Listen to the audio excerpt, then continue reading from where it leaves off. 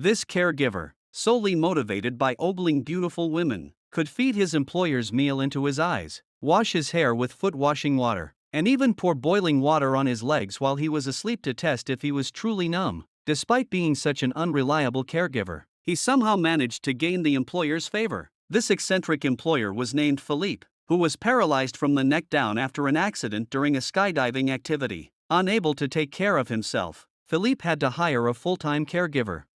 The next day, Driss arrived punctually for his job. The housekeeper showed him around Philippe's luxurious mansion. Even the room designated for servants was equipped with a private bathtub. Driss was thrilled. However, during the nursing training session, he fell asleep. He often made mistakes and even forgot that Philippe was a paralyzed patient. But this amused Philippe. He wanted someone who didn't pity, discriminate, or treat him specially.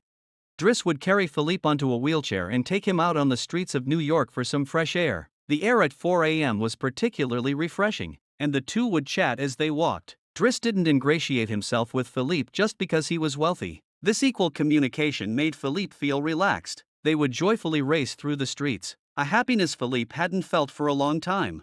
One day, Driss accidentally discovered that Philippe had a pen pal who wanted to meet him. Driss was more excited than Philippe. He dressed Philippe carefully, but at the last moment, Philippe retreated. He still didn't have the courage to face his pen pal in his current state.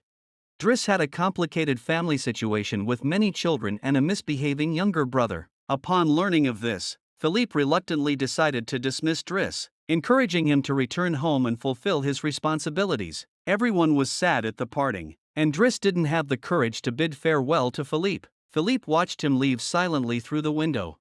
Back home, Driss took on family responsibilities. Meanwhile, Philippe, who had lost Driss, hired a new caregiver. The new caregiver was professional and excellent, but Philippe's mood worsened, and his temper became more volatile. Even he, who was usually clean-shaven, grew a beard. One night, the side effects of his medication flared up again, but he preferred to suffer the pain rather than let them touch him. The housekeeper had to bring Driss back. Seeing Philippe with a beard, Driss decided to take him out for a drive. The familiar feeling returned as they sped down the road. Driss took Philippe to the seashore, and seeing the ocean gradually lifted his spirits. So, Driss started shaving Philippe's beard. Finally, he pushed Philippe to a restaurant and mysteriously told him that he had arranged an important appointment for him. Philippe was suddenly uneasy, but the moment his pen pal appeared, he instantly felt relieved. Without Driss's encouragement, he might never have had the courage to face his pen pal. As the two smiled at each other, the story came to a happy conclusion.